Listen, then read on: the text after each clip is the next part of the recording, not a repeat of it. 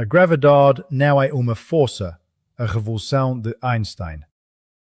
A gravidade é uma força. Foi isso que a maioria de nós aprendeu na escola. A massa atrai a massa. A Terra atrai você. A Lua influencia os oceanos. O Sol mantém os planetas em órbita. Parece simples, intuitivo, quase óbvio. Você solta uma bola e ela cai. Claro que cai. A gravidade está puxando a bola para baixo. Durante mais de 300 anos, essa ideia funcionou tão bem que se tornou uma das descrições mais confiáveis da natureza já formuladas. Isaac Newton nos deu uma equação capaz de prever o movimento dos planetas séculos no futuro. Multiplique as duas massas, divida pelo quadrado da distância entre elas e multiplique por uma constante. Simples. Com essa equação, os cientistas conseguiram prever as marés, calcular trajetórias de cometas e até descobrir planetas que ninguém havia observado. No século XIX, por exemplo, os astrónomos perceberam que a órbita de Urano não correspondia exatamente ao que a gravidade de Newton previa. Em vez de abandonar a teoria, imaginaram que deveria existir algum objeto invisível perturbando sua trajetória. Usando apenas as equações de Newton, calcularam onde esse objeto deveria estar. Em 1846, o astrônomo alemão Johann Gall apontou seu telescópio para aquela região do céu e encontrou Netuno. Um planeta inteiro havia sido descoberto antes mesmo de ser observado, simplesmente através da matemática. Quando uma teoria consegue fazer algo assim, é difícil não confiar nela completamente. Mas havia um problema escondido dentro dessa teoria, um problema que o próprio Newton considerava profundamente estranho. Imagina uma bola caindo em direção à Terra. A Terra e a bola não estão se tocando, não existe uma corda entre elas, não existe uma barra, não existe nenhum mecanismo visível conectando os dois objetos. Entre eles existe apenas espaço. E, ainda assim, a Terra aparentemente sabe que a bola está ali. Como? Como um pedaço de matéria consegue influenciar outro pedaço de matéria através do espaço vazio?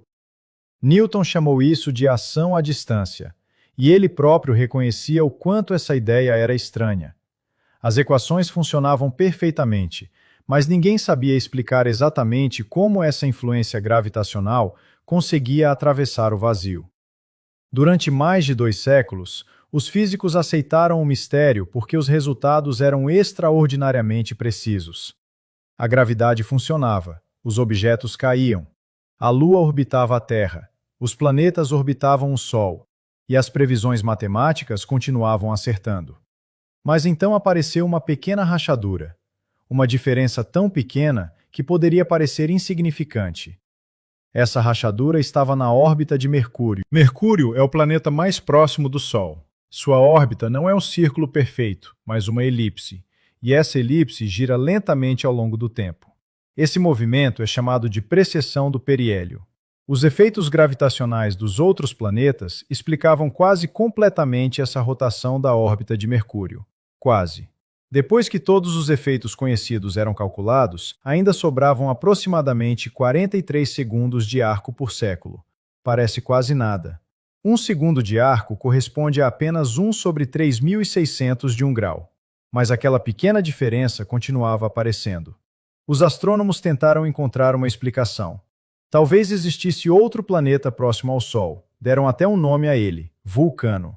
Durante décadas, astrônomos procuraram esse planeta hipotético durante eclipses solares.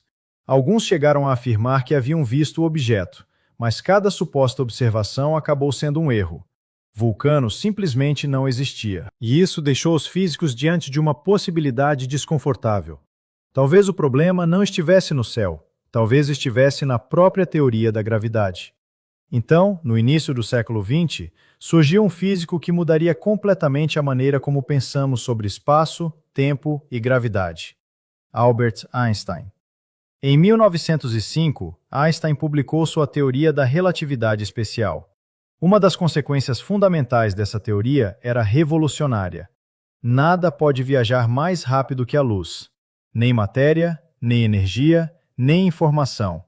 Nenhuma influência física. E isso criava um problema enorme para a gravidade de Newton. Na visão newtoniana, a gravidade parecia agir instantaneamente. Se o Sol desaparecesse de repente, segundo a interpretação clássica, a Terra deveria sentir imediatamente a ausência da atração gravitacional. Mas a luz do Sol leva cerca de 8 minutos para chegar à Terra. Se nenhuma informação pode viajar mais rápido que a luz, então qualquer mudança no campo gravitacional também deveria respeitar esse limite. A gravidade não poderia simplesmente saber instantaneamente o que aconteceu. A teoria de Newton estava começando a parecer incompleta. Mas Einstein ainda não tinha terminado. A ideia que levaria à sua nova teoria da gravidade começou com uma pergunta aparentemente simples. E se gravidade e aceleração fossem, de alguma forma, a mesma coisa? Imagine que você está dentro de uma caixa completamente fechada, flutuando no espaço profundo, longe de qualquer planeta ou estrela. Não existe chão, você está flutuando. Tudo dentro da caixa está sem peso. Agora, imagine que um foguete seja conectado à parte inferior da caixa e comece a acelerar para cima com uma aceleração de aproximadamente 9,8 metros por segundo ao quadrado. De repente, seus pés pressionam o chão. Se você soltar uma bola, ela cai. Se você pular, retorna ao chão. Tudo dentro da caixa parece exatamente como se você estivesse na superfície da Terra. Se não houvesse nenhuma janela, você teria como saber se está em uma sala na Terra ou dentro de um foguete acelerando no espaço? Não. Essa foi uma das ideias mais importantes de Einstein. A aceleração e a gravidade poderiam ser indistinguíveis. E se fossem realmente equivalentes? Talvez a gravidade não fosse uma força no sentido tradicional. Talvez estivéssemos interpretando algo muito mais profundo de maneira errada. Isso também ajudava a explicar outro mistério. Por que todos os objetos caem com a mesma aceleração? Uma pedra pesada e uma pedra leve, quando não há resistência do ar, caem juntas. Uma bala de canhão e uma pena teriam a mesma aceleração em um ambiente sem ar. Na física de Newton, isso acontece porque duas propriedades diferentes da massa acabam se cancelando. A massa gravitacional determina o quanto um objeto é atraído pela gravidade. A massa inercial determina o quanto ele resiste à aceleração. Por algum motivo, essas duas quantidades são exatamente equivalentes. Para Einstein, isso não parecia uma coincidência. Parecia uma pista.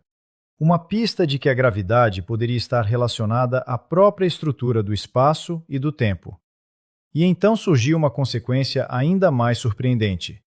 A luz deveria ser afetada pela gravidade. Imagine novamente a caixa acelerando no espaço. Um laser dispara um feixe de luz de uma parede até a outra. Para alguém observando a caixa de fora, a luz segue uma linha reta. Mas enquanto a luz atravessa a caixa, a própria caixa continua acelerando para cima. Quando o feixe chega à parede oposta, a parede já se deslocou. Para alguém dentro da caixa, a trajetória da luz pareceria curva. Agora aplique o princípio da equivalência. Se aceleração e gravidade são indistinguíveis, então a gravidade também deve fazer a luz parecer curva. Essa previsão era radical. Na física newtoniana, a gravidade atuava sobre objetos com massa. A luz não possui massa de repouso. Então, segundo a visão clássica, a gravidade não deveria desviar sua trajetória dessa maneira. Einstein dizia o contrário. A luz deveria seguir uma trajetória alterada pela presença de uma grande massa.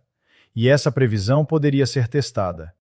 Em 1919, durante um eclipse solar total, o astrônomo britânico Arthur Eddington e outros pesquisadores observaram estrelas próximas à posição aparente do Sol. A ideia era simples.